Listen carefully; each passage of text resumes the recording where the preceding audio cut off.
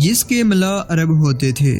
رات کے وقت ہندوستانی سپاہی چینی فروٹ اور دودھ کے ڈبے جو انگریز افسروں اور سپاہیوں کے لیے آتے تھے کشتیوں میں سے چرا لاتے، اس میں کچھ عربی ملاحوں کو دے دیتے، اور جب ہندوستانی اپنے کیمپوں میں پہنچ جاتے تو عربی ملاح اپنے حصے کا سامان ادھر ادھر چھپا کر چور چور کا شور بپا کر دیتے۔ انگریز افسر یہ سمجھتے کہ چوری کرنے والے عرب کے لوگ ہیں۔ راشن چوری کی وارداتیں یہاں تک بڑھ گئیں کہ انگریزوں کے لیے جو دمبے اور بکرے آتے تھے وہ بھی چوری ہونے لگے۔ ان کی کھالیں ادھر ادھر پڑی ملتی تھیں۔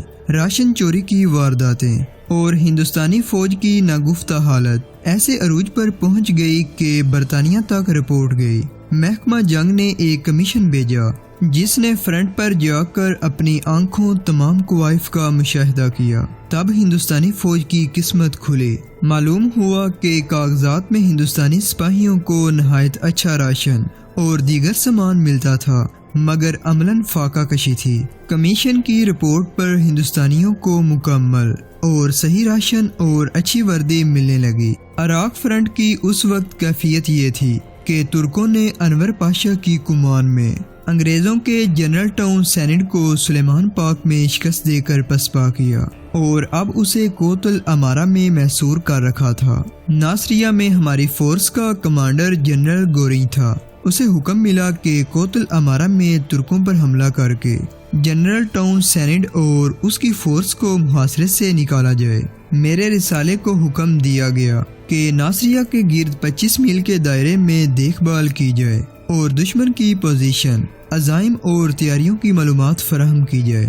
انگریزوں کے پولیٹیکل ڈپارٹمنٹ نے ہمیں یہ اطلاع دی کہ شترا کے شیخ کا کوت الامارہ اور ناصریہ کے درمیانی علاقے میں پورا اثر ہے اور وہ انگریزوں کا حامی اور خیر خواہ ہے۔ اس کی مدد سے رسالہ شترا کے قلعے کے 3 میل قریب تک جا سکتا ہے، لیکن اس سے آگے نہیں۔ میں اپنے رسالے کے ساتھ دیکھ بھال کے مشن پر نکلا۔ 3 دن اور 2 راتیں میرا رسالہ شترا سے ناصریہ تک دیکھ آیا۔ اس دوران پولیٹیکل افیسر ساتھ رہا۔ اس علاقے کے چھوٹے بڑے شیخوں سے ملنے کا اتفاق ہوا۔ ایک شیخ نے پولیٹیکل افیسر کے اعزاز میں شاہ سواری کا مظاہرہ دکھایا۔ میں نے عربوں کی شاہ سواری کے بہت قصے سن رکھے تھے، اب اتفاق سے یہ مظاہرہ دیکھنے کا موقع ملا۔ 4 نوجوان عربی لڑکیاں گھوڑوں پر سوار میدان میں آئیں۔ شیخ نے بتایا کہ آپ فرض کر لیں کہ تمام مرد باہر گئے ہوئے ہیں، گھروں میں صرف عورتیں ہیں، یا اونٹ بکریاں اور گھوڑے۔ دشمن قبیلے نے حملہ کر دیا ہے۔ اب دیکھیے عورتیں کس طرح مقابلہ کرتی ہیں۔ میدان میں جگہ جگہ بوسہ بھری بوریاں کھڑی کی گئی تھی۔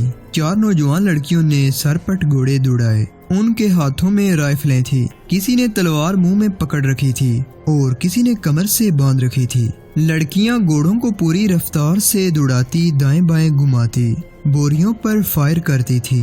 ان کے نشانے بالکل صحیح تھے۔ عجیب بات یہ ہے کہ گھوڑوں پر زین نہیں تھی۔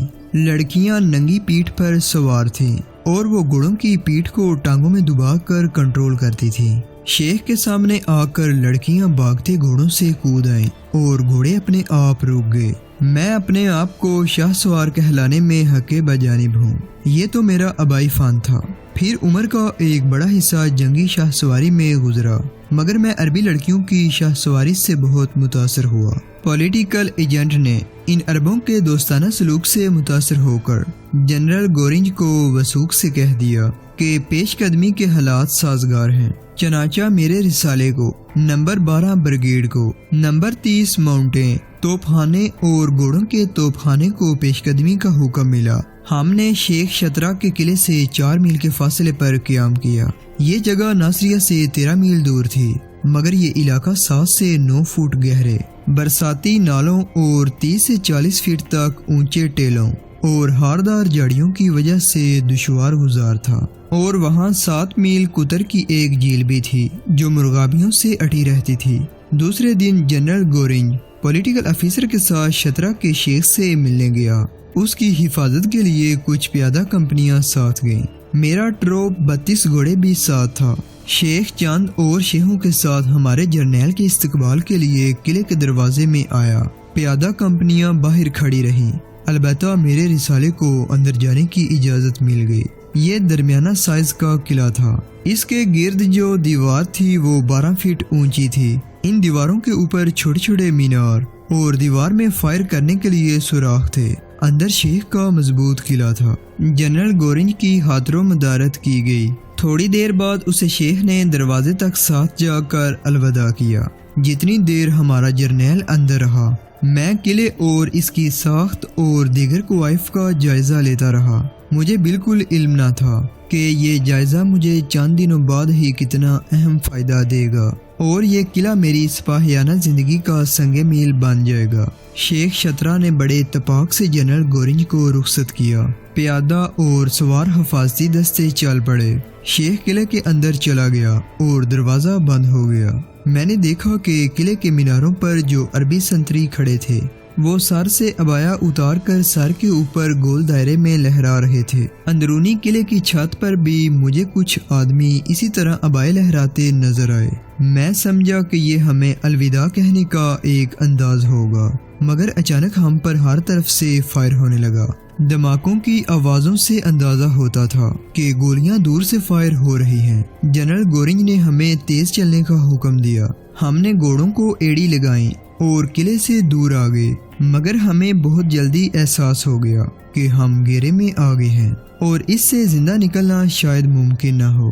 تب مجھے محسوس ہوا کہ یہ شیخ شترا کی چال تھی، بلکہ اس نے انگریز جرنیل کے لیے دوستی کا جال بچھایا تھا، اور قلعے سے جو عبائیں ہل رہی تھیں وہ ان ترکوں اور عربوں کے لیے اشارہ تھا جنہیں جنرل گورنج اور اس کی مختصر سی حفاظتی فورس کو محاصرے میں لینے کے لیے تیار کر رکھا تھا۔ جنرل گورنج نے پیادہ دستوں کو حملے کی ترتیب دے کر حملے اور پیش قدمی کا حکم دیا، مگر ترک اور عرب محاصرہ بہت تیزی سے تنگ کرتے آ رہے تھے۔ جنرل گورنج نے ہمیں حکم دیا کہ رسالہ چارج کرے، یعنی ہلا بولے اور محاصرے کو چیر کر نکل جائے۔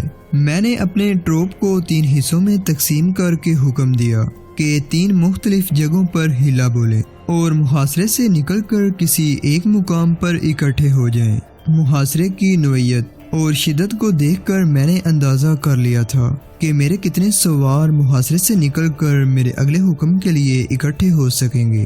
سواروں نے تلواریں سونت لیں اور ہلا بول دیا۔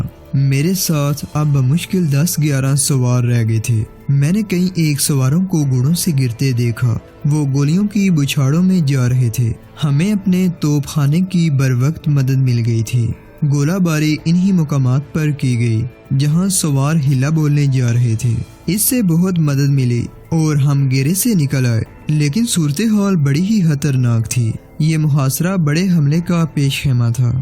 جنرل گورنج نے ہمارے رسالے کی ایک فائٹنگ پیٹرول ناصریہ بھیجی تاکہ ساری فورس کو حملے کی اطلاع مل جائے اور کمک تیار رہے۔ چند مزید پیٹرولیں مختلف سمتوں کو روانہ کی گئیں۔ میرا ٹروپ پولیٹیکل افسر کے ساتھ رہا۔ وہ چھوٹے چھوٹے شیخوں سے ملتا رہا۔ آخر ہم نے جھیل کے کنارے کیمپ لگایا۔ ہم گھوڑے اس طرح باندھا کرتے تھے کہ ایک لمبا اور مضبوط رسہ دونوں سروں سے زمین میں گاڑ دیتے تھے اور گھوڑوں کا ایک ایک پاؤں ایک ایک رسی سے اس رسے کے ساتھ باندھ دیتے تھے۔ ہندوستان میں تو زمین مضبوط ہوتی تھی جس میں گاڑا ہوا رسہ باہر نہیں نکلتا تھا، مگر عرب کی زمین ریتلی تھی۔ ہم نے یہ نہ سوچا کہ رسہ ذرا سے زور سے نکل آئے گا۔ رات کے وقت عربوں نے ہمارے کیمپ پر فائر کیا۔ کچھ گولیاں پانی میں لگیں اور کچھ گھوڑوں کے اوپر سے گزر گئیں۔ جھیل سے مرغابیاں گھبرا کر گول در گول پھڑپھڑا کر اڑیں۔ گھوڑے قریب ہی بندھے تھے، وہ بدک گئے اور سب گھوڑوں نے ایک ہی بار زور لگایا تو ریتلی زمین میں گڑا ہوا رسہ زمین سے نکل آیا۔